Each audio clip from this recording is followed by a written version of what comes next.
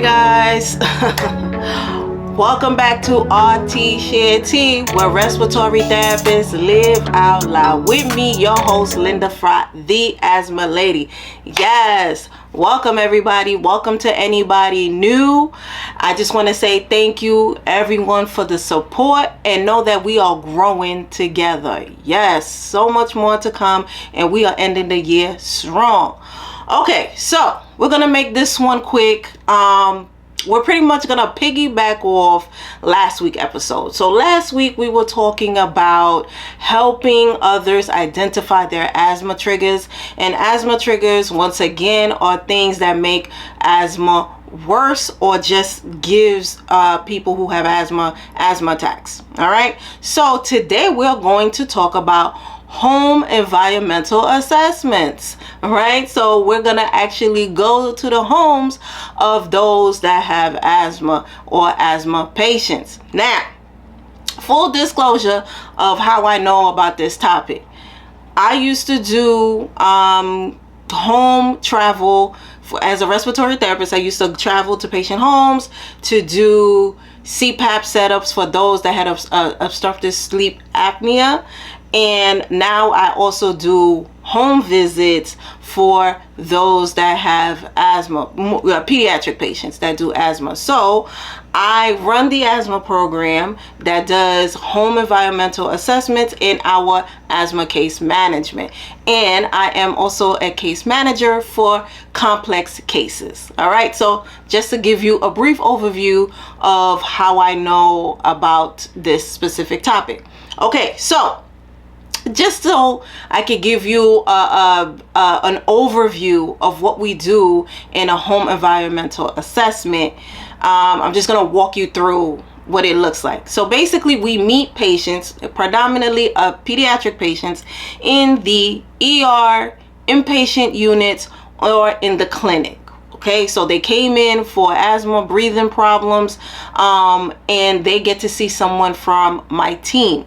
Now, once you say yes to the service, we can start off with a home environmental assessment. So first, we have to explain to you what that is and what that looks like. So I want to let you know the flow of the home environmental assessment. We have to explain everything to you first of all. Then we sign you we read you the consent form, and then we let you know everything that's going to happen as a result of coming into the program. So home environmental assessment is completely voluntary. We cannot force you to do it, and no one can force you. Now, the only situation where we have seen where folks are highly encouraged to enroll with us are those that have had past ACS cases or Child Protective Services cases. We have seen a few that they are encouraged to enroll into our program, and we have seen a few foster care parents who are also encouraged to join our programs when they get new children in their home that have asthma. So we have seen that, but other than that, everything is completely voluntary. So when it comes to doing the home visit, everything is according to the patient's time, and we walk around the home with the patient in order to identify the asthma triggers. So remember, last episode I was talking about we are the detectives, right? We Scooby-Doo in the gang, right? Remember?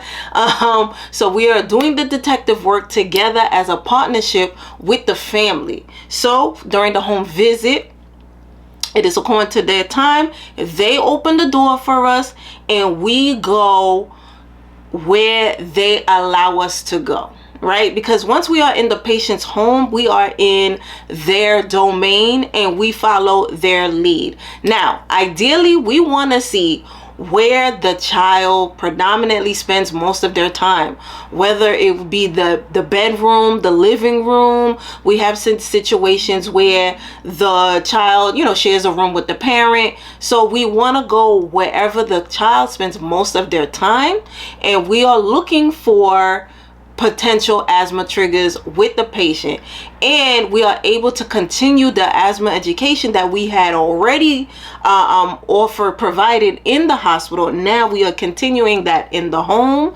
discussing everything from asthma action plans to what the medication is, and just continuing to identify the triggers in the home. Now, as we are seeing whatever issues are in the home that it may be asthma trigger, we are also giving tips on how to remediate the problem, reduce it, or just stop it altogether, right? So I'm going to tell you a few no-nos for a home environmental assessment. No faces. What do I mean by that? This is a judgment-free zone. Okay, so know that once again, this is voluntary. People are opening their doors to you. When I train anyone to do this type of work, whether it is a community health worker, a respiratory therapist, or a medical resident, I let them know right away that we have to be careful with our how we move around in the house, the way we speak to patients in the home, and just how we interact with the whole entire family, because they have to open the door to us more than once. So we don't want to alienate, we don't want to judge, and we don't want to make anyone feel uncomfortable. And I'm gonna let you guys know in a secret about me. I hate bugs. I don't like any type of bug or creatures. And yes, I have done home environmental assessment, and you will see some pests. And you just gotta roll with it. Once again, we're not there to make anybody feel bad. We are there to help, right? So the most important asset I can tell you about this field, about this role to have, is emotional intelligence. You have to be able to feel the room and know if somebody's feeling you or not. You in their home, and if they're rushing you or if they don't want you there too long, please don't outstay your welcome. You don't need to be there that long. Just go where they're allowing you to go and help them as much as you can accordingly. And remember, guys, when it comes to asthma control and this type of work, we are not looking for perfection. We are looking for progress. And I have seen that through home environmental assessments. When we work with the patients and we have a great rapport, they will take your advice. They will take your advice for the most part, as long as they're simple. Once again, I do have some old episodes on how to use motivational interviewing and how to build a partnership and create these relationships with patients that helps them get to the next step. All right, guys? So this is what this is all about.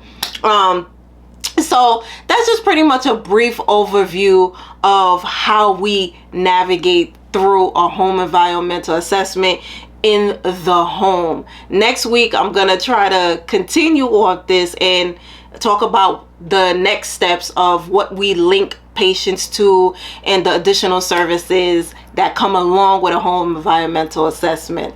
All right, guys. Oh, before we go, anybody that needs CEUs for asthma or PFT, we have some CEUs that are online that you could use according to your leisure. Pretty much it is available all year round. It's for $259. Go to QHC as in cat seminars.com. Once again, that's QHC.seminars.com. All right, guys. So check that out if you need any additional CEUs for the end of the year. Also, if you are looking to do anything in this line of work, I have a book, an ebook that is free on Amazon Kindle Unlimited. It is called Asthma Control, Please. Nine steps to community engagement and asthma awareness. So it's like, check please, asthma control please. All right, so that is the book. I try to use every vehicle I can to promote asthma awareness and education, and just helping fight things like asthma disparities. No one should be dying from asthma or having to return back to the emergency room over and over again, and just having decreased quality of life for asthma. So, and that's why I do what I do. All right, guys. So anyway, I hope you learned something new. Thank you so much for being here with me. Remember, we are here every Wednesday on Google Podcasts and all your podcast platforms. And we are on YouTube every Thursday. All right, guys. And remember to invest in yourself and to only compete with yesterday's version of you. All right. See you next week. Bye.